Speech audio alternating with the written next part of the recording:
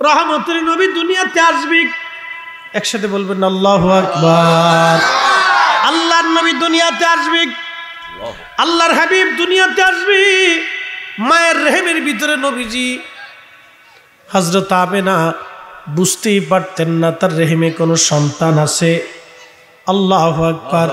হযরত আমেনা বলতেন, আমার পেটের মধ্যে কোনো পীড়া ছিল না, কোনো ব্যথা ছিল না।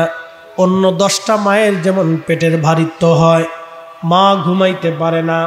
এ যুবক, এ যুবতী, তোমরা যারা মাকে কষ্ট দাও, তোমরা যারা মাকে ধমক দাও, মাকে গালি দাও, মাকে গালি দাও, মাকে কষ্ট দাও, মাকে খাইতে দিতে চাও না, ওষুধ কিনে দিতে চাও না, ও বন্ধু ভালো করে শুনে যাও।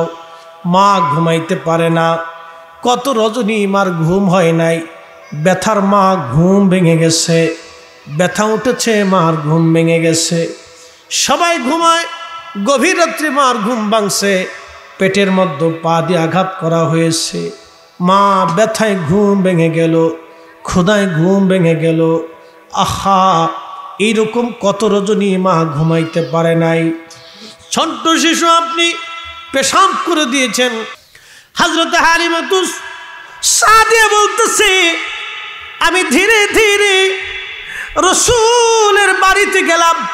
বর্তমানে জাবাল আবু কুবাইস পাহাড়, তার বামে যদি আপনি তাকান একটা ল্যাট্রিন আছে, সেই ল্যাট্রিনটা ছিল আবু জেহেলের বাড়ি। তার ডান দিকে যদি তাকান, এখন লাইব্রেরি বানায় রাখা হয়েছে। এখানে বেলাদাতুর রাসূল, নবীজির জন্মস্থান। আল্লাহর হাবিব ওইখানে দুনিয়াতে তশরিফ এনেছিলেন। নবীজির বাড়ি ছিল ছোট্ট ঘর, গরিব ছিলেন হযরত আব্দুল্লাহ। আবু জেহেল বিরাট ধনী ছিল। আবু জেহেলের বাড়িটা বিরাট, দেখবেন ওর বাথরুমটাও বিরাট করে বানাইছে, বিরাট বড় বাথরুম। আবু জেহেলের এই বাথরুম বানানোর পিছনে একজন বাংলাদেশি ইঞ্জিনিয়ারের অবদান আছে। একবার জোরে বলবেন কি মারহাবা। আবু জেহেল চাইছিল মিটাই দিতে, কিন্তু পারে নাই। এই জন্য হাজিরা একটু হলো পেশাব করে দিয়ে আসে। ওই বাড়িতে হযরত হালিমাতুস সাদিয়া গেলেন। ওই তার ডান পাশেই নবীজির জন্মস্থান, ছোট্ট একটা ঘর। বর্তমানে সেটা মাকতাবা করে রাখা হয়েছে, লাইব্রেরি বানায়া সুন্দর করে সেটাকে সংরক্ষণ করে রাখা হয়েছে। আল্লাহর হাবিব ওইখানে তশরিফ এনেছিলেন। হযরত হালিমা বললেন, আমি ধীরে ধীরে গেলাম। যাওয়ার পরে দেখি দোলনার ভিতরে একটা ছোট্ট শিশু বাচ্চা শুয়ে আছে, ঘুমানো আছে। তার বুকের উপরে সবুজ রেশমের কাপড় দিয়ে ঘিরে রাখা, জান্নাতি রেশমের কাপড়। তার পিঠের নিচে সাদা রেশমের কাপড় দিয়ে ঘিরে রাখা। আর আমি যখন কাছে গেলাম, এতই চমৎকার সুঘ্রাণ। হালিমা বলতেছে, পৃথিবীতে এমন সুঘ্রাণ আমি কোন সুঘ্রাণে পাই নাই। এটা দুনিয়ার সুঘ্রাণ না, এটা আল্লাহর জান্নাতের সুঘ্রাণ। জোরে জোরে বলবেন কি মারহাবা। সূর্য উদয় হবে, সূর্য আবার অস্ত যাবে, কিন্তু আপনি জানেন না, আমি জানি না এই সূর্যটা কার হুকুমে চলে। অবশ্যই আপনি বলবেন এটা আল্লাহর হুকুমেই চলে। আমরাও জানি এটা আল্লাহর হুকুমেই চলে। সূর্য এমনভাবে আল্লাহর হুকুমটাকে মান্য করে, 1 সেকেন্ড আগে উঠে না, 1 সেকেন্ড পরেও উঠে না।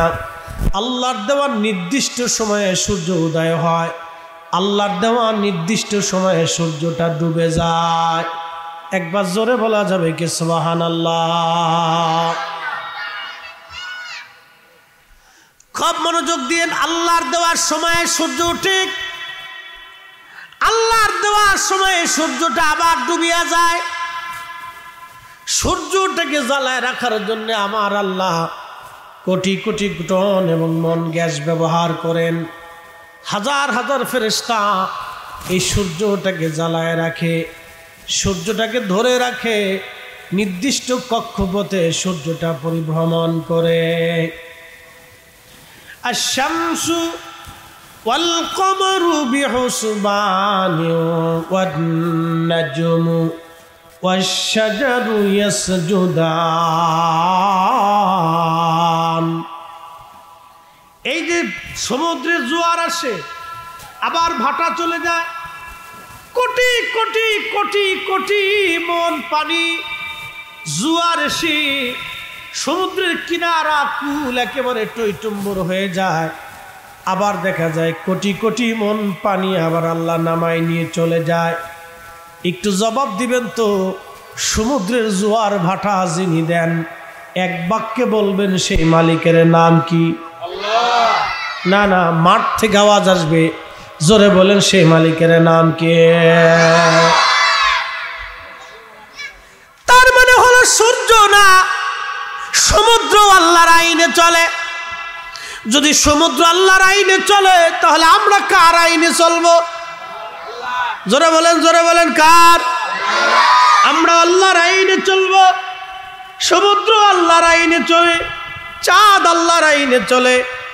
এই রাত আসছে, 1 সেকেন্ড পরেও হবে না, 1 সেকেন্ড আগেও হবে না। সূর্য হুকুম যখন আসবে তখন আবার উদিত হবে, বাংলার আকাশে আবার আলো আসবে। 1 সেকেন্ড আগেও না, 1 সেকেন্ড পরেও না। আল্লাহর আইনই মহাসমুদ্রের জোয়ার ভাটা চলতে থাকে। একটু চিন্তা করেন, এই জোয়ার কিন্তু শুধু বঙ্গোপসাগরে আসে না, পৃথিবীর প্রত্যেকটা সাগরের ভিতরে জোয়ার আসে। জোয়ার যিনি দেন তিনি আমার আল্লাহ। আবার কোটি কোটি মন পানিকে আমার আল্লাহ নিয়ে চলে যান, তিনি আমার আল্লাহ। কে এই জোয়ার দিল? কে এই জোয়ার নিয়ে গেল? কেন জোয়ার দিল? কেন জোয়ার আল্লাহ নিয়ে চলে গেল? কেন সমুদ্রের মধ্যে জোয়ার দিল? আবার কেন পানি কমাই দিল? রহস্য কি? এই সব কিছুই আমার আল্লাহ এই মানুষের জন্য এইগুলি করেছেন। সূর্য উদয় হয় মানুষের জন্য। আল্লাহর নবী বলে, সাহাবীরা তোমরা কি জানো সূর্য কোথায় যে ডুবে যায়? সাহাবীরা জবাব দিল, আল্লাহ রাসূলু আলাম। আল্লাহ এবং তার নবী ভালো জানে, আল্লাহ এবং তার রসুল ভালো জানে। আমরা সাহাবীরা বলতে পারবো না। আল্লাহ এবং তার নবী ভালো জানেন সূর্যটা কোন জায়গায় ডুবে যায়। আশ-শামসু তাজরি লিমুস্তাকাররিল লাহা। কোরআন বলতেছে সূর্য তার কক্ষপথে পরিভ্রমণ করতে থাকে, আল্লাহর আইন অনুযায়ী সূর্যটা চলতে থাকে। বিজ্ঞান বলে সূর্য স্থির, সূর্যের চারপাশে পৃথিবী ঘুরে, এটা মিথ্যা কথা। বিজ্ঞান বলে সূর্য স্থির, সূর্যের চারপাশে পৃথিবী ঘুরতে থাকে, কথার কোনো ভিত্তি নাই। কোরআন বলে না, সূর্যটা তার কক্ষপথে চলমান, পৃথিবী তার কক্ষপথে চলমান, চাঁদ তার কক্ষপথে চলমান, কেউ কারো কক্ষপথে আসে না। আল্লাহর কোরআন বলতেছে আশ-শামসু ওয়াল কমারু বিহুসবানি ওয়ান-নাজমু ওয়াশ-শাজারু ইয়াসজুদান। সূর্য এবং চাঁদ যার যার কক্ষপথে তিনি চলতে থাকে, কেউ কারো কক্ষপথে যায় না। চাঁদ সূর্যের লাইনে আসে না, সূর্য চাঁদের লাইনে যায় না। সূর্য আল্লাহর আইনে চলে। আল্লাহ তোর একটা কক্ষপথ দিয়ে দিল, তুমি এই লাইনে চলো। আল্লাহ মানুষের একটা কক্ষপথ দিয়ে দিছে। আল্লাহ বললেন, ও মানুষ তুমি সুদ খাইও না। মানুষ আল্লাহর আইন বাদ দিয়া সুদের ব্যবসা করে। আল্লাহ বলেন, হে মানুষ তুমি ঘুষ খাইও না।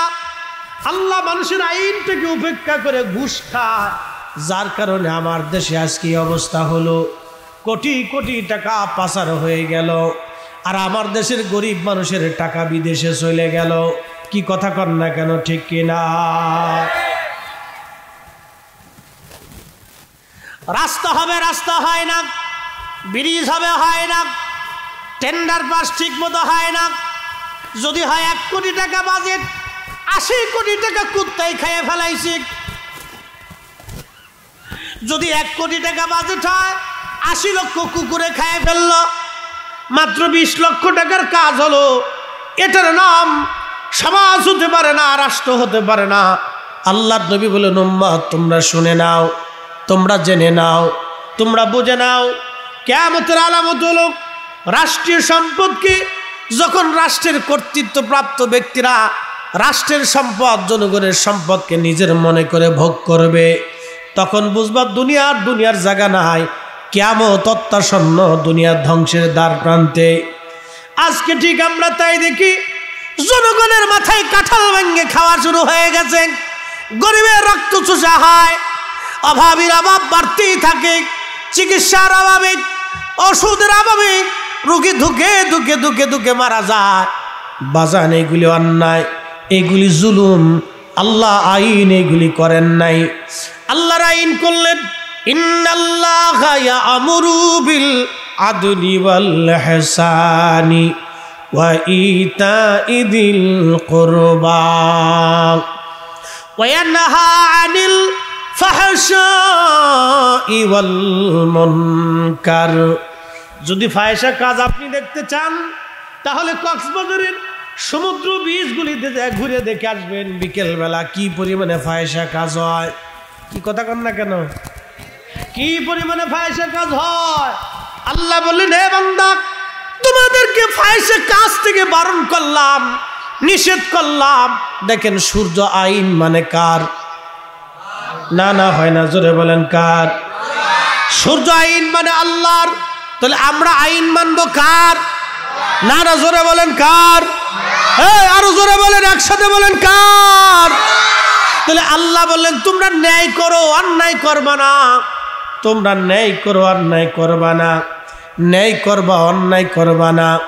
যারা অন্যায় করে তারা আল্লাহর আইন আর থাকে না। যারা অন্যায় করে তারা আর আল্লাহর আইনে থাকে না, সে আল্লাহর আইন থেকে বের হয়ে যায়। প্রিয় উপস্থিতি আমার, খুব মনোযোগ দিবেন, কথাগুলি শুনবেন। এই অন্ধকারাচ্ছন্ন পৃথিবীতে আলোর বার্তা দেওয়ার জন্যে রাহমাতুল লিল আলামিন আমার নবীজি দৌড়াদামে তশরিফ এনেছিলেন। আল্লাহ তাকে দুনিয়াতে পাঠিয়েছেন। প্রিয় উপস্থিতি, আমি এই ঘটনা প্রবাহী কোরআন শরীফ থেকে আপনাদেরকে বুঝাইতেছি, খুব মনোযোগ দিবেন। সময় আমাদের কম, কথা আমাদের বেশি। আল্লাহ আমাদের বুঝার তৌফিক দিন, সকলে বলেন আমিন। খুব মনোযোগ দেন। সূর্য কার আইনে চলে? আল্লাহর। আল্লাহ বলেন, আশ-শামসু ওয়াল কামারু বিহুসবান। সূর্য এবং চাঁদ তাদের নিজস্ব কক্ষপথে চলতে থাকে। চাঁদ আল্লাহর আইনে পথ চলে, সূর্য আল্লাহর আইনে পথ চলে। সূর্যের চারপাশে পৃথিবী ঘুরে, বিষয় এরকম না। সূর্য স্থির থাকে, বিষয় এরকম না। সূর্য চলমান। নবীজি বলেন, উম্মতেরা রে, সূর্য কোথায় যায়, ডুবে যায় তোমরা কি জানো? সাহাবীরা বলেন, আল্লাহু ওয়া রাসূলুহু আলাম। আল্লাহ এবং তার নবী ভালো জানে। আল্লাহর নবী বললেন, সাহাবীরা, সূর্যটা ডুবে ডুবে ডুবে আরশে মুআল্লার নিচে যাইয়া আল্লাহর কুদরতি কদমে আরশে মুআল্লার নিচে আল্লাহর দরবারে সিজদায় পড়ে যায়।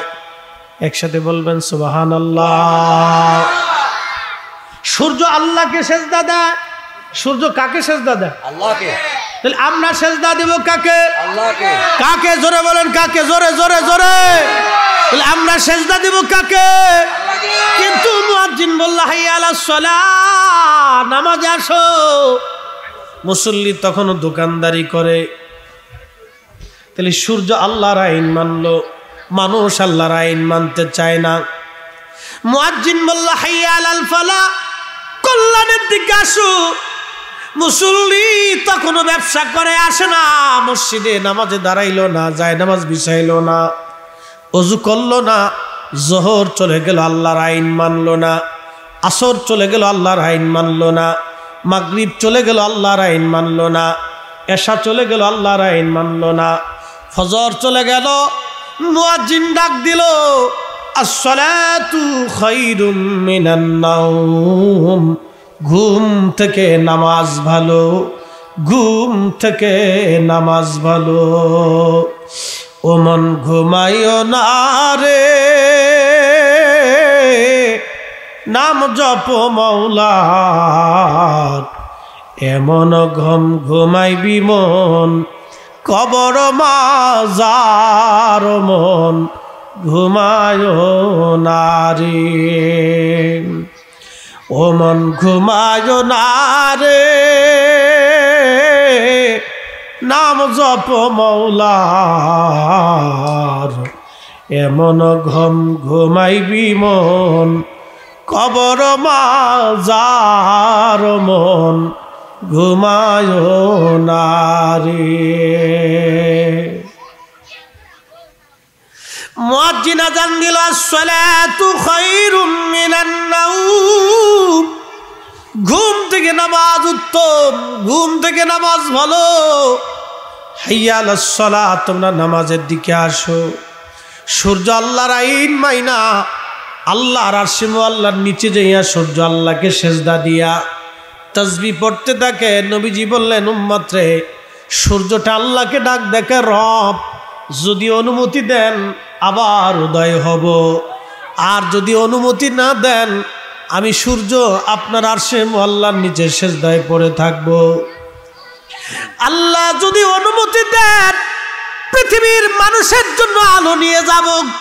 একসাথে বলবেন আল্লাহু আকবার। সূর্য অনুমতি চায় আল্লাহর কুদরতি কদমে সেজদায় পড়ে। সূর্য অনুমতি চায় সূরা ইয়াসিনের তাফসীরে আশ-শামসু তাজরি লিমুস্তাকাররিন লাহা, আয়াতের তাফসীর ইমাম ইবনে কাসির, আয়াতের তাফসীর ইবনে কাসিরের মধ্যে লিখতেছেন, সূর্য সেজদার মধ্যে পড়ে আল্লাহর কাছে অনুমতি চায়, আল্লাহ আপনি আমার অনুমতি দেন। যদি অনুমতি দেন আপনার মানব জাতির জন্য আলো নিয়ে পৃথিবীতে ফিরে যাব, আর যদি অনুমতি আপনি না দেন আপনার তৈরি করা সূর্যটা আপনার গোলাম আপনার কুদরতি কদমে আরশে আল্লাহর নিচে সেজদায় পড়ে সারা জীবন আমি তাসবিহ পড়তে থাকব। আল্লাহ রাসূল বললেন, যখন সকাল হয় আল্লাহ হুকুম দেয়, সূর্য তুমি আবার পৃথিবীর জন্য আলো নিয়ে যাও। সূর্যটা আলো নিয়ে আবার ফিরে চলে আসে, কিন্তু কিয়ামতের পূর্ব সময়ে সূর্য আর ফিরে আসবে না। আল্লাহ অনুমতি দেবে না, দেবে না, দেবে না, দেবে না। এইরকম প্রায় 6 মাস পর্যন্ত পৃথিবী অন্ধকারে নিমজ্জিত হয়ে যাবে। সূর্যের আলো নাই, আলো নাই, আলো নাই, আলো নাই, আলো নাই। তাম পৃথিবী অন্ধকারে নিমজ্জিত, সূর্যের আলো নাই। 6 মাস পর্যন্ত পৃথিবীতে সূর্য উদয় হবে না। এরপরে আমার আল্লাহ হুকুম দেবেন, সূর্য তাড়াতাড়ি ওঠো। প্রত্যেক দিন সূর্য পূর্বাকাশে উদিত হয়ে পশ্চিম দিকে ডুবে যায়, পূর্বাকাশ থেকে উদিত হয়ে পশ্চিম দিকে ডুবে যায়। কিন্তু কিয়ামতের আগে আল্লাহ হঠাৎ করে হুকুম দেবেন, তাড়াতাড়ি উঠো। সূর্য পূর্ব দিকে যাওয়ার মতো সময় পাবে না, পশ্চিম দিক থেকে উঠা শুরু হয়ে যাবে। সহিহুল বুখারীতে আল্লাহর নবী বলতেছেন, উম্মত রে, তখন তওবার দরজা বন্ধ হয়ে যাবে, আর কারো তওবা কবুল হবে না। বান্দা যতই মাফ চাক আল্লাহ মাফ করবে না। বান্দা যতই বলুক আস্তাগফিরুল্লাহ যামবি, আস্তাগফিরুল্লাহ ওয়া আতুবু ইলাইহি, আস্তাগফিরুল্লাহ রাব্বি মিন কুল্লি যামবি ওয়া আতুবু ইলাইহি, যতই বলুক আস্তাগফিরুল্লাহ ইন্নাল্লাহা গফুরুর রহিম, যতই বলুক বান্দা আর তওবা কবুল হবে না। দক্ষিণ মেরু থেকে বাতাস আসবে, সমস্ত ইমানদার মারা যাবে, পৃথিবীতে ইমানদার আর খুঁজে পাওয়া যাবে না। আল্লাহকে আল্লাহ ডাক দেওয়ার আর বান্দা থাকবে না। সেই সময় আমার আল্লাহ পাক ইসরাফিলকে বলবেন, ইসরাফিল সিংহায় ফুঁক দাও। সিংহায় ফুঁক দেওয়ার সঙ্গে সঙ্গে আল্লাহর কোরআন বলতেছে, ইযাস সামাউ ফাতারাত ওয়া ইযাল কাওয়াকিবু তাসারাত ওয়া ইযাল বিহারু ফুজ্জিরাত ওয়া ইযাল কুবুর বুসিরাত। আল্লাহ বলতেছে, আকাশ ভেঙ্গে ভেঙ্গে ভেঙ্গে ভেঙ্গে একেবারে ধ্বনিত পশমের মতো উড়তে থাকবে, ভেঙ্গে ভেঙ্গে পড়তে থাকবে। তুলার গোডাউনের মধ্যে যদি আপনি লাঠি দিয়ে বাড়ি মারেন, বাতাস জোরে জোরে দেন, তুলা যেরকম উঠতে থাকে, পশমের ভিতরে যদি আপনি বাড়ি মারেন, আঘাত করেন, পশম যেমন উঠতে থাকবে। আল্লাহর কোরআন বলতেছে ইদাস সামাউ ফাতারাত, আসমান ওইরকম ভেঙ্গে ভেঙ্গে পড়তে থাকবে, খান খান হয়ে যেতে থাকবে আসমান। ওয়া ইদাল কাওয়াকিবু তাসারাত, ইন্দোনেশিয়ার সুনামি হয়েছিল, সুনামি। আপনারা জানেন, ছোটরা জানবে না, ইন্দোনেশিয়ার সুনামি। সমুদ্রের পাড়ে আজকে দেখবেন ছেলেরা মেয়েরা সমুদ্রের পাড়ে বেহায়াপনা করে, নারীরা অর্ধ উলঙ্গ হইয়া একবারে সমুদ্রের পাড়ে এসে বেহায়াপনা করে। ইন্দোনেশিয়া, অস্ট্রেলিয়া, থাইল্যান্ড, এরপরে আপনার শ্রীলঙ্কা, ভারত, বাংলাদেশ, এরপরে আপনার মালয়েশিয়া, যতগুলি সমুদ্র উপকূল ছিল ওই অঞ্চলে সমুদ্রের তলদেশটাকে আল্লাহ উঁচা করে দিলেন। এটাকে সুনামি বলা হলো। ভূমিকম্প দিলেন, মাটি কেঁপে উঠল, সমুদ্রের তলদেশ উঁচু হয়ে গেল। উঁচু হয়ে যাওয়ার সঙ্গে সঙ্গে সমস্ত পানিগুলি ইন্দোনেশিয়ার বালি দ্বীপে আঘাত করলো, মালয়েশিয়া আঘাত করলো, শ্রীলঙ্কায় আঘাত করলো, ভারতে আঘাত করলো, থাইল্যান্ডে আঘাত করলো, মায়ানমার আঘাত করলো। পৃথিবীর এরকম প্রায় 20টা দেশের সমুদ্র উপকূলগুলিতে পানি আঘাত করলো। মুহূর্তের মধ্যে যারা সমুদ্রের পাড়ে ছিল তাদেরকে ভাসায় নিয়ে চলে গেল সমুদ্র। একজন আর দুইজন মানুষ মারা গেল না, 2 লক্ষ মানুষকে সমুদ্রে পানির সাথে ভাসায় নিয়ে চলে গেল। আল্লাহর কোরআন বলতেছে ওয়া ইদাল বিহারু ফুজ্জিরাত, সমুদ্রের তলদেশ আমি আল্লাহ উদ্দোলিত করে দিব। সব পানিগুলি আছাড় মারবে।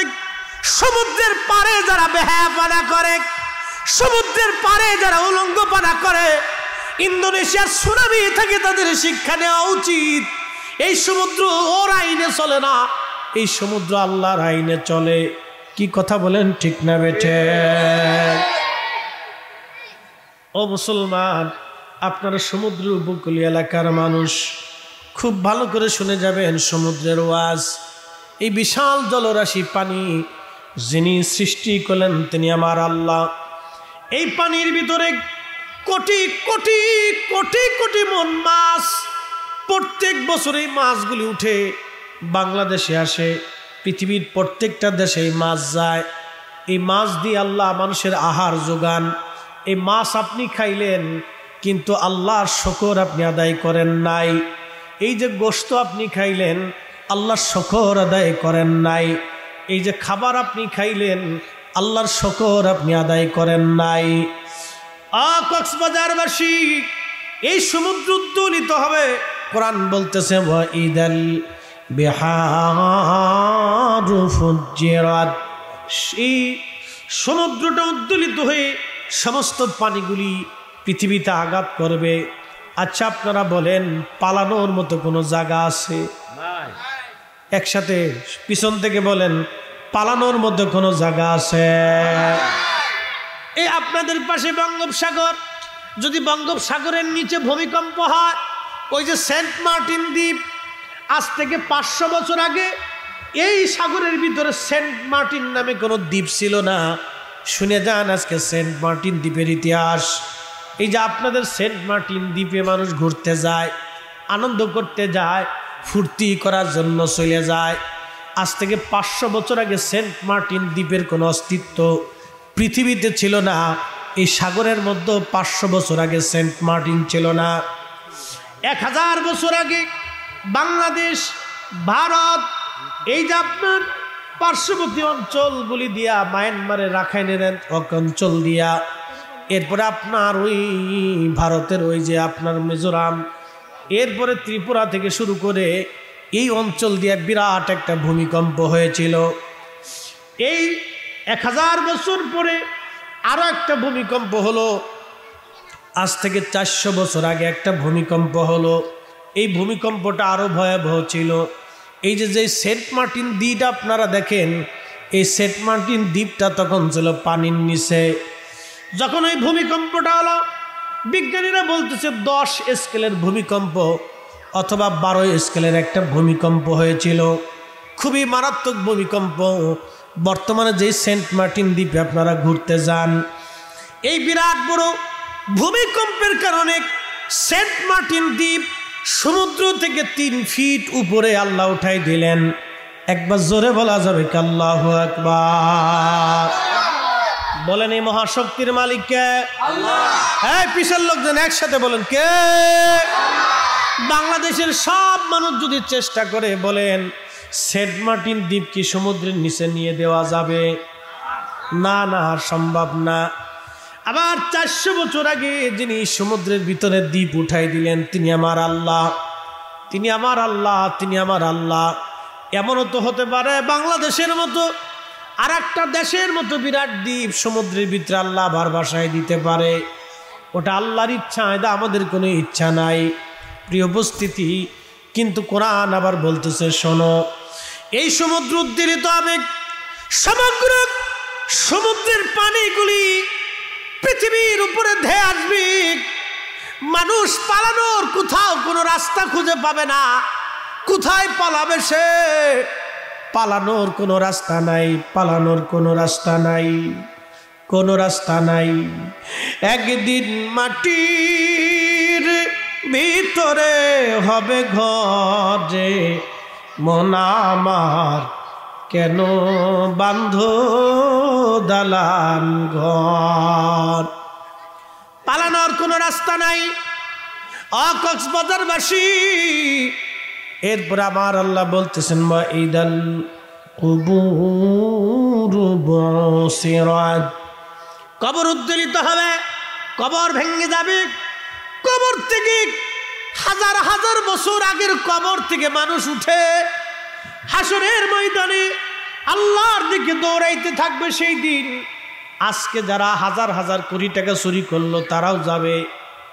দরবেশ বাবাও কিয়ামতের ময়দানে দাঁড়াবে। কথা বুঝেন নাই মনে হয়? দরবেশ সাহেব কিয়ামতের ময়দানে দাঁড়াবে। যারা হাজার হাজার কোটি টাকা মানুষেরটা হক মেরে নিয়ে গেল তারাও দাঁড়াবে। সবাই একসাথে দৌড়াইতে থাকবে। কিন্তু সেই দিন নবীজি বলতেছেন, এই যে সোনা দানা, টাকা পয়সা, হীরা মণিমুক্তার জন্য যারা আজকে গরিবের হক মেরে দিল, যারা আজকে আমার অসুস্থ মানুষের চিকিৎসার ওষুধ মেরে দিল, যারা আজকে আমার দরিদ্র মানুষের খাবার মেরে দিল, চাল মেরে দিল, ডাল মেরে দিল, টিন মেরে দিল, গম মেরে দিল, এবং আগামীতে যারা মারবে, যারা মারছে, যারা মারতেছে, যারা মারবে, যারা আগে মারছে, যারা বর্তমানে মারতেছে, আগামীতে যারা মারবে, সেই দিন কিয়ামতের ময়দানে যারা যখন দৌড়াইতে থাকবে, আল্লাহ বলেন ওয়াইদাল কুবুরু বুসিরাত আলিমাত নাফসুম মা কদ্দামাত ওয়া আখারাত। আয়াতের তাফসীরে নবীজি বলতেছেন সোনা দানা বের হয়ে আসবে, মণিমুক্তা বের হয়ে আসবে। সেই দিন এই সমস্ত ধনী ব্যক্তি যারা যারা সম্পদের জন্য গরিবের হক মারছিল, সোনা দানা মণিমুক্তার জন্য, দুনিয়ার একটু সুখের জন্য যারা গরিবের হক মেরে দিয়েছিল, তারা আফসোস করবে, হায় হায় আজকে কত সোনা দানা পড়ে রয়েছে, ধরে নেওয়ার মানুষ নাই। আমরা কিসের জন্য গরিবের হক মারছিলাম? কি ভুল আমরা না করছিলাম? হায় হায় কি ভুল করছিলাম রে, কি ভুল আমরা আজকে করছিলাম। আজকে কত সোনা কেউ ধরে না, কত রূপা কেউ নেয় না, কত মণিমুক্ত কেউ ধরেও না। টাকা পয়সাগুলি বের হয়ে আসবে, তেলের খনি বের হবে, কয়লার খনি বের হবে, লোহার খনি বের হয়ে আসবে, তামার খনি বের হবে, সমস্ত খনিগুলি বের হয়ে আসবে। যারা দুনিয়ার অর্থের জন্য পাগল পারা ছিল, সেই দিন তারা আফসোস করে বলবে, হায় হায় এই খনিজ সম্পদের জন্যে, এই অর্থের জন্য আমরা মানুষকে খুন করছিলাম, মানুষকে মারছিলাম, অন্যের জমি দখল করছিলাম। আজকে কত জমি পড়ে রয়েছে, ধরার মতো আজকে কেউ নাই। অন্যের জমি আমি কেড়ে নিলাম, ভাইয়ের হক মিটাইলাম, বোনের জমি ফাঁকি দিয়ে মাইরে দিলাম, এতিম ভাতিজার জমি মারলাম, এতিম ভাতিজির জমিন মেরে দিলাম, ভাগ্নির জমিন মেরে দিলাম, ভাইপোতের জমিন মেরে দিলাম। করলাম কি রে? দুনিয়াতে এইগুলো কেন করছিলাম? হায় আফসোস। আল্লাহর নবী বললেন তখন তারা গোশতগুলি কামড়ে কামড়ে দেহের গোশতগুলি টেনে টেনে ছিঁড়ে ফেলবে। আল্লাহু আকবার। না না, আরো জোরে বলেন আল্লাহু আকবার। শরীরের গোশতগুলি টেনে টেনে কামড়ায় কামড়ায় টেনে টেনে ছিঁড়ে ফেলবে। আর আফসোস করবে, হায় হায় করলাম কি, করলাম কি, হায় আফসোস করলাম কি। সেই দিন তারা আফসোস করতে থাকবে, কিন্তু তার ওই আফসোসে আর নাজাত হবে না। আফসোসে তার আর সেই দিন নাজাত হবে না। সেই দিন আল্লাহর বান্দা বলবে, ফায়াকুল রাব্বি, ওগো মালিক, লাউলা আখারতানি ইলা আজালিন করিব, আল্লাহ আমাদেরকে আবার নতুন করে হায়াত দাও, আবার জীবন দাও, আমাদেরকে দুনিয়াতে আবার তুমি পাঠাও। ফাসাদ্দাকা, বেশি বেশি করে তোমার পথে দান সৎকা করব, বেশি বেশি করে তোমার পথে পয়সা খরচা করব। ওয়া আকুম মিনাস সলিহিন, নেতৃত্ব হয়ে যাব, নামাজীর কাতারে যাব, রোজাদারের কাতারে যাব, হজ করনেওয়ালার কাতারে যাব, জিকির করনেওয়ালার কাতারে বসবো, দুরূদ পড়নেওয়ালার মজলিসে বসবো।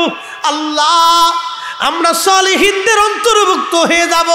আল্লাহ আমাদেরকে আবার দুনিয়াতে পাঠাও, দুনিয়াতে যাওয়ার সুযোগ আল্লাহ দিয়ে দাও। সেদিন আল্লাহ বলবেন, ওয়ালা ইউআখিরাল্লাহু নাফসান ইযা জাআ আজালুহা।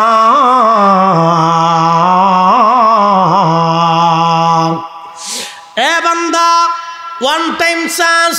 দুনিয়াতে একবার গেলে দ্বিতীয়বার ফেরার সুযোগ নাই। হায়াত শেষ হয়ে গেলে থাকার আর সুযোগ নাই। কবরে চলে গেলে ফিরে আসার আর সুযোগ নাই। একবারই সুযোগ, দ্বিতীয়বার আর আমি কোনো সুযোগ তোমাকে দিব না। ওয়ান টাইম সুযোগ বান্দা, আর কোনো সুযোগ তুমি পাবা না। জিন্দেগি তোর যাইরে ফাঁকি দিয়া রে সোনার আদম, জিন্দেগি তোর যায় ফাঁকি দিয়া। ও আদামুরি,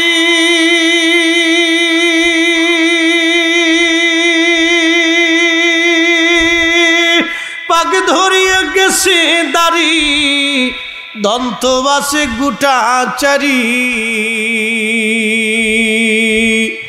সমন জারি গিয়াছে করিয়ারে সোনার আদম, জিন্দেগি তোর যায় ফাঁকি দিয়া,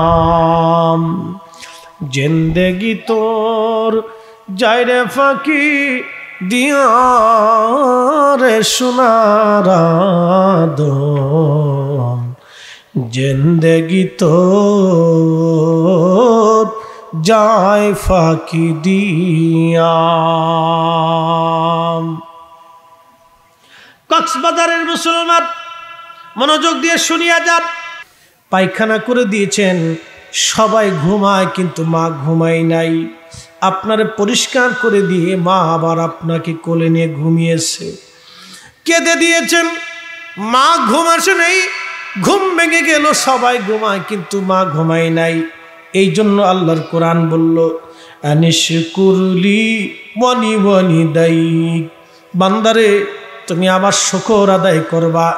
আমি আল্লাহর শুকরিয়া কৃতজ্ঞতা আদায় করার পরে তুমি তোমার মা বাবার কৃতজ্ঞতা আদায় করবা। তুমি তোমার মা বাবার কৃতজ্ঞ হবা। আমি আল্লাহর কৃতজ্ঞ হওয়ার পরে তুমি তোমার মা বাবার কৃতজ্ঞ হবা। ও যুবক, আপনাকে বলে দিয়ে যাই, মাঝে মধ্যে ডিসকভারি দেখবেন। হুজুর আপনিও কি টেলিভিশন দেখেন? হ্যাঁ দেখি। আমি বন জঙ্গল দেখি, আল্লাহ সৃষ্টিগুলি দেখি আর আশ্চর্য হই। দেখবেন মহিষের দল দৌড়ায় দৌড়ায় যায় জঙ্গলের মধ্য দিয়ে। সিংহ বাঘ মহিষ ধরার জন্য, শিকার ধরার জন্য ছোট্ট বাচ্চাকে খুঁজে পায়। সমস্ত মহিষ দৌড়ায় চলে গেল, কিন্তু মা মহিষটা বাচ্চা ছেড়ে দিয়ে যায় নাই।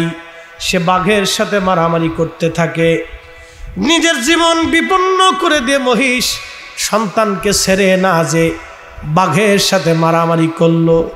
আহা, একটা মহিষের কলিজাতে সন্তানের প্রতি যেই ভালোবাসা আমার আল্লাহ দিলেন, মহিষ সন্তানের জন্য মারামারি করে মারা গেল। নিজের বাচ্চা বাঁচাইতে যে তার জীবনকে বিপন্ন করলো। এটার নাম মা, এটার নাম বাবা, এটার নাম মা, এটার নাম বাবা। আল্লাহর নবী রাসূল করিম সাল্লাল্লাহু আলাইহি ওয়াসাল্লাম তিনি হযরতে হালিমাতুস সাদিয়ার কাছে হযরত আমেনা বলতেছিলেন, হালিমারে, আমার সন্তান মোহাম্মদ পেটে আসলো, কোনো ব্যথা বেদনা যন্ত্রণা কিছুই ছিল না। অন্য 10 জন মায়ের মতো আমার কোনো ভারিত্ব ওজনত্ব কষ্ট কিছুই ছিল না। অন্য মায়েদের পেট ভারী হয়, বড় হয়, কিন্তু আমার এরকম কোনো নিদর্শন ছিল না। আমি বুঝতেই পারতাম না আমার রেহেমে কোনো সন্তান আছে।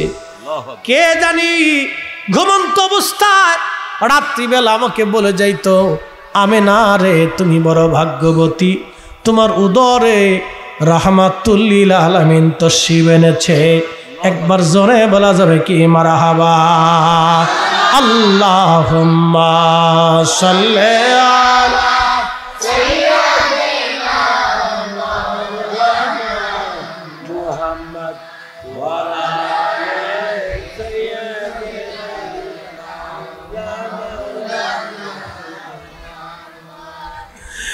এ মুসলমান, কক্সবাজারবাসী, আল্লাহর নবীর জীবনী সম্পর্কে আল্লামা ইমাম মোল্লা আলী কারি মাক্কি আল মাউরিদুর রাবি ফি মাউলিদিন নবী সাল্লাল্লাহু আলাইহি সাল্লাম কিতাবের মধ্যে তিনি লেখেন, হালিমাতুস সাদিয়া তিনি সুদূর তায়েব থেকে ধাত্রীমা হওয়ার জন্য মক্কাতুল মুকাররমায় গেলেন। এই আপনারা মনোযোগ দিবেন, তায়েফের আবহাওয়া খুব সুন্দর। এই যে এখন যেমন গরম পড়তেছে, আপনি যদি তায়েফে যান গরম পাবেন না। রাত্রিবেলা তায়েফের বাতাস একবারে ঠান্ডা ঠান্ডা। আমাদের দেশে এসির বাতাস যেমন ঠান্ডা ঠান্ডা, তায়েফে রাতের বাতাস এরকম ঠান্ডা।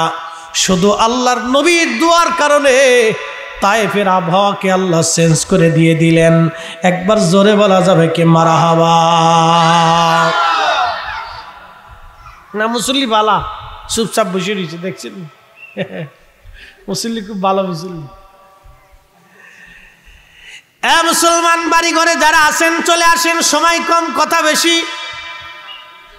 আমি আপনাদেরকে নিয়ে একেবারে লম্বা টাইম দিব না, একটা নির্দিষ্ট সময় ছেড়ে দিয়ে দোয়া করে আমিও চলে যাব। কালকে আমার মাহফিল সাতক্ষীরা কালীগঞ্জ, এখন বসে আছি কক্সবাজার। এটা আমার হাতের মধ্যে নাই, সব আল্লাহর ইচ্ছা। আল্লাহ বলেন, অতারজুকু মান তাশাউ বিগয়রি হিসাব। ও আল্লাহ, আমার বান্দা কোথায় তোমার রিজিক, কত পরিমাণে রিজিক, এটা সব আমি আল্লাহ বরাদ্দ করি। আমি আল্লাহর বরাদ্দ। ওমা তাদরি নাফসুম মাযা তাকসিবু গাদা, আগামী সময় তোমার জন্য কি আসবে তুমি জানো না, এটা আল্লাহর হাতে। কি কথা কর না কেন, ঠিক কিনা? নদীর এপার ভাঙ্গি ওপার করে, এই তো নদীর খেলা। সকাল বেলার ধনী রে তুই, ফকির সন্ধ্যা বেলা। সকাল বেলার ধনী রে তুই, ফকির সন্ধ্যা বেলা।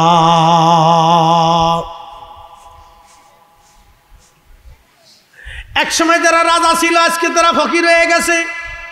কি কথা কর না কেন? জেলখানার মধ্যে চলে গেছে, পালায় পালায় রয়েছে, কলা পাতার নিচে পালায়, জঙ্গলের মধ্যে পালায়, চোখের নিচে পালায়, দাড়ি দড়ি চাইছে দিয়া লঙ্গি মঙ্গি ভৈরা সদর ঘাট দিয়ে পালায়। কি কথা কর না কেন? এমন জীবন করিও গঠন, হাসিবে তুমি কাঁদিবে ভুবন। এই জন্য আমাদের কাজ হলো আল্লাহকে খুশি করা, ঠিক কিনা? আমাদের কাজ আল্লাহ রসুলকে খুশি করা। আল্লাহ তার রসুলকে খুশি করে যাওয়াটাই বুদ্ধিমানের কাজ। আপনি শত শত কোটি টাকার মালিক হইলেন, ছেলেটা বোতল সার মুরিদ। বোতল সারে চিনচিনি আপনারা? বোতল সার। আপনি শত শত কোটি টাকার মালিক, কিন্তু পোলা বোতল সার মুরিদ। বোতল টানতে টানতে ঘরের মধ্যে আইসে বাপের কয় বিয়াই ভালো আসেননি? হ্যাঁ আছে তো। ওরা বোতল সার মরিদ, ওদের কোনো সুখ নাই। ওরা কোটি কোটি টাকার মালিক হতে পারে, কারণ কোটি টাকার মালিক হয়েছে নিজের টাকায় না, এটা আমাদের মতো গরিব মানুষের রক্ত চুইসা। কি কথা কর না কেন? এতিমের হক নষ্ট করিয়া, গরিব মানুষের ওষুধের টাকা বিক্রি করিয়া, ওষুধ বরাদ্দ হইছে গরিব মানুষের জন্য ফ্রি, এটা বেচে দিচ্ছে। টিন বরাদ্দ হইছে, খাবার বরাদ্দ হইছে, এটা বেচে দিচ্ছে। উচিত কথার বাত নাই। গরম ভাতে কুটুম মানে বিলাই বাজার, ডাল ভাতে কুটুম বেজার, উচিত কথায় মাওই বেজার। আমাদের ফরিদপুরের ভাষায় কে উচিত কথায় মাওই বেজার, গরম ভাতে বিলাই বেজার। বিলাই চিনছেন না আপনারা? বিড়াল, বিড়াল। ওরে গরম ভাত দিলে দেখবেন খুব রাগে। গরম ভাত দিলি কে খাইতে পারে না। গরম ভাতে বিলাই বেজার, উচিত কথায় মাওই বেজার। উচিত কথা যদি ময় শব্দ কান, ময় সব সেইতে যাবে না। বলে কেমন ময় সব সেতবে না? কেমন সেতা সেতে দেখবেন নিজের মেয়ের বেলায় 16 আনা, কিন্তু অন্যের মেয়ে ঘরের মধ্যে আসলে তখন 4 আনা। এরকম মহিলা আছে, নিজের মেয়ের বেলায় বিরাট বড় 16 আনা, তখন মেয়েরে ফুসলায়, ওই সংসারে থাকিস না, শ্বশুর শাশুড়ি থেকে আলাদা হয়ে যা। আবার অন্য বেটি, অন্য মেয়ে নিজের ঘরে আসলে তখন নিজের বাড়ি দাসী বানানোর চেষ্টা করে। বেটার বউ আনছি কিং কাজ করে খাওয়ার জন্য নাকি? এরকম মহিলা দেশে আছে, বহু আছে। নিজের বেলায় 16 আনা, অন্যের বেলায় 4 আনা। এইগুলো আমাদের দেশের সামাজিক অন্যায়, সামাজিক জুলুম। কথা কন ঠিক কিনা? সামাজিক জুলুম এগুলি, সামাজিক অন্যায়, পারিবারিক অন্যায়, বৈষম্য।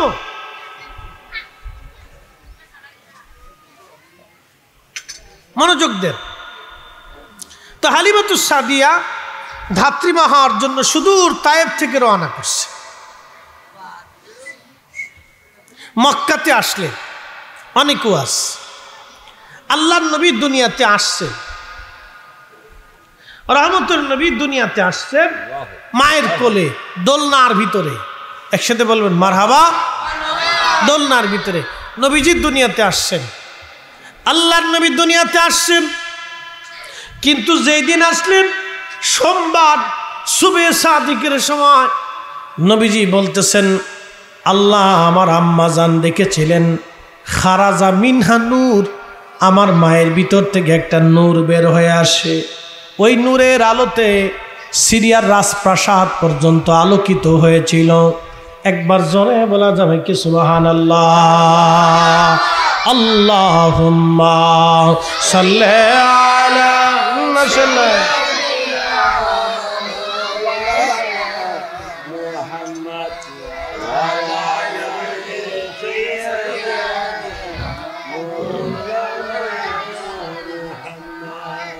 তুমি আল্লাহর প্যারা হাবিব, তোমার তুলনা নাই কেউ আর, তোমার মতো আকাশ ভ্রমণ করে নাই কোন পয়গম্বর। আল্লাহুম্মা সাল্লি আলা, জবান খুলে একসাথে মুহাম্মদ ওয়া আলা আলি সাইয়্যিদিনা।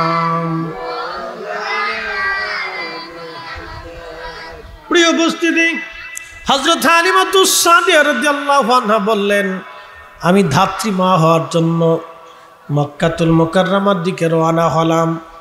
গেলাম আমি মক্কায়, কিন্তু আমার উট ছিল দুর্বল, আমার গাধাটাও ছিল দুর্বল। আমাদের বাড়ি দারুণ অভাব ছিল, অভাবের তাড়নায় আমি পেট ভরে খাইতে পারতাম না। অভাব এত বেশি, পেট ভরে খাইতে পারি না আমি, এত বিরাট অভাব আমার ঘরের মধ্যে। আমার বাচ্চাটারও আমি দুধ দিতে পারি না, আমার স্বামীও দুর্বল। এতই অভাব, আমি উঠে এবং গাধারে ঠিক মতো খাবার ঘাসও আমি খাওয়াইতে পারি না। এত কঠিন পরিস্থিতিতে সন্তান আনার জন্য সুদূর তায়েফ থেকে আমি রওনা দিলাম। তায়েফ থেকে রওনা দিয়ে আমি মক্কায় গেলাম। আমার আগে সমস্ত তায়েফের লোকজন, অন্যান্য মহিলারা যারা ধাত্রীমা হওয়ার জন্য গিয়েছিল, তাদের তাজা তাজা উট দুম্বা এবং তারা গাধা নিয়ে চলে গেল। আমার 2-3 দিন আগে তারা মক্কায় পৌঁছায় গেল। আমার উট আমার উট এবং গাধা দুইটাই দুর্বল ছিল। ঝিমাইয়া ঝিমাইয়া যেতে যেতে যেতে যেতে আমার 2-3 দিন দেরি হয়ে গেল। যখন আমি মক্কার দিকে যাইতেছি তখন দেখলাম অন্যান্য মহিলারা বাচ্চা কাচ্চা নিয়ে তারা তায়েফের দিকে রওনা হয়ে গেছে। সবাই বাচ্চা নিয়ে চলে গেল। আমি তখন মক্কায় ঢুকলাম। ঢুকার পরে মক্কার মানুষের কাছে খোঁজ নিলাম, জিজ্ঞেস করলাম মক্কায় কি আর কারো ঘরে কোনো সন্তান আছে? সবাই বলল না, মক্কার যত সন্তান ছিল তায়েফের মানুষ এসে ধাত্রীমা হয়ে ধাত্রী হিসেবে তারা নিয়ে চলে গেছে, কিন্তু মক্কাতে একজনের ঘরে একটা মাত্র সন্তান আছে। তার নাম আব্দুল্লাহ, সন্তানের নাম মোহাম্মদ, তার মায়ের নাম আমেনা, দাদার নাম আব্দুল মুত্তালিব, কুরাইশ বংশের বনু হাশেমের সন্তান। এছাড়া আর কোনো সন্তান নাই। কিন্তু আপত্তি হলো তার বাবা মারা গেছে, সে এতিম, বাবা নাই, এতিম। হালিমাতুস সাদিয়া স্বামীরে বলতেছে, স্বামী সব সন্তান তো সবাই নিয়ে চলে গেল, এখন একটা মাত্র বাচ্চা আছে এতিম, তার নাম মোহাম্মদ, বাবার নাম আব্দুল্লাহ, মারা গেছে, মা আছে, দাদা বেশি আছে। আমরা যদি সন্তান নেই তাহলে আমাদের ভরণ পোষণ কে দেবে? এমনি তো আমরা গরিব মানুষ, আমাদের ঘরে দারুণ অভাব, আমার বাচ্চারই তো দুধ খাওয়াইতে পারি না অভাবের তাড়নায়। আমি হালিমাই তো নিজেই শুকায়ে গেলাম। স্বামীরে চলো আমরা তায়েফে আবার ফিরে চলে যাই। হযরত হালিমাতুস সাদিয়া রাদিয়াল্লাহু আনহার স্বামী ডাক দিয়ে বলে, হালিমা শূন্য হাতে কি তায়েফে আমরা ফিরে চলে যাব রে হালিমা? বাংলাদেশি ইঞ্জিনিয়ার এটা প্রস্তাব দিয়েছিল, আবু জাহেলের বাড়ি এটা বাথরুম বানাই দিই। আবু জাহেলের বাড়ি বাথরুম। হাজিরা চিন্তা করে একটা বার যাই একটু কাজ সেরে আসি, যদি নাও থাকে তাহলে একটু কুঁদতে কুঁদতে মুচতে তুই আসি। মারহাবা কর। হাজিরা চিন্তা করি একটু কুঁদতে হইলো মুচতে দিয়ে আসি, আবু জাহেলরে কিছু দিয়ে যাই, একবারে খামাখা চলে যাব, কিছু ওরে দিয়ে যায়, গিফট দিয়ে যায়, একটু মুচতে দিয়ে যায়। হ্যাঁ, হাজিরা গেলে ওখানে গেলে পেশাব কারো না আসলেও চিন্তা করি একটু হলো মাইরে দিয়ে যায়, থাক ওখানে একটু দিয়ে যায় ওরে। আল্লাহু আকবার কর। না না, আরো জোরে বলেন আল্লাহু আকবার। কারণ আবু জাহেল চাইছিল রাসূলকে মিটিয়ে দিতে, ঠিক, আবু জাহেল চাইছিল নবীকে মিটিয়ে দিতে, কিন্তু আবু জাহেল পারে না। কারণ তিনি এমন একজন নবী যার প্রশংসা আসমানে হয়, জমিনে হয়, যার প্রশংসা সৃষ্টির প্রথম থেকে শুরু করেছেন আল্লাহ, নিজে ওয়াজ করেছেন আল্লাহ, ফেরেশতাদের মজলিসে, নবীদের মজলিসে, নবীরা ওয়াজ করতেন উম্মতের মজলিসে। এখন আমরা ওয়াজ করি মিলাদুন নবীর মাহফিলে। কথা কোন ঠিক না বেঠে? তাহলে কি মাহফিল চলবে না বন্ধ হবে? হাত উঁচু করে বলেন চলবে না বন্ধ হবে? আল্লাহ কবুল করুক, বলে না আমিন। প্রিয় মুসলমান, খুব মনোযোগ দিয়ে, শ্রেষ্ঠ নবী দিলাম রে তরিয়ে নিতে রোজা হাসরে। কাজী নজরুল লিখছেন, ত্রিভুবনের প্রিয় মুহাম্মদ এলো রে দুনিয়ায়, রে সাগর আকাশ বাতাস দেখবি যদি আয়, আয় রে সাগর আকাশ বাতাস দেখবি যদি। মাশাআল্লাহ, তা আমার সাথে ভালো পারে। দেখ আমেনা মায়ের কোলে দোলে শিশু ইসলাম দোলে কচি মুখে শাহাদাতের বাণী সে শোনায়। আইরে সাগর আকাশ বাতাস দে বিজদিয়ায়, সাগর আকাশ বাতাস দে। ত্রিভুবনের প্রিয় মোহাম্মদ এলো রে দুনিয়ায়, রে সাগর আকাশ বাতাস দে। ধুলির ধরা বেহেশত আস, ধুলির ধরা বেহেশত আস, ঠিক কিনা? যদি নবী না আসতো পৃথিবী অন্ধকারে থাকতো, মানুষ খুনাখুনি করত, রাহাজানি করত, ডাকাতি করত, অন্যায় চলতো, মানবতা থাকতো না, ভালোবাসা থাকতো না, মায়া থাকতো না, দিন দুপুরে জানা হতো, নারীকে জীবন্ত কবর দেয়া হতো। হায় হায় হায়, কি কঠিন, কি কঠিন জমানা ছিল সেই দিন। এই জন্য কবি লিখতেছেন, ধুলির ধরা বেহেশত আজ জয় করিল দিল রে লাজ। আজকে খুশির ঢল নেমেছে ধূসর সাহারায়, রে সাগর আকাশ বাতাস বিজদিয়া আয়, রে সাগর আকাশ বাতাস দেখ বিজদিয়া। ত্রিভুবনের প্রিয় মোহাম্মদ, ত্রিভুবনের প্রিয় মোহাম্মদ এলো রে দুনিয়ায়, রে সাগর আকাশ বাতাস দেখবি যদি। আল্লাহুম্মা সাল্লি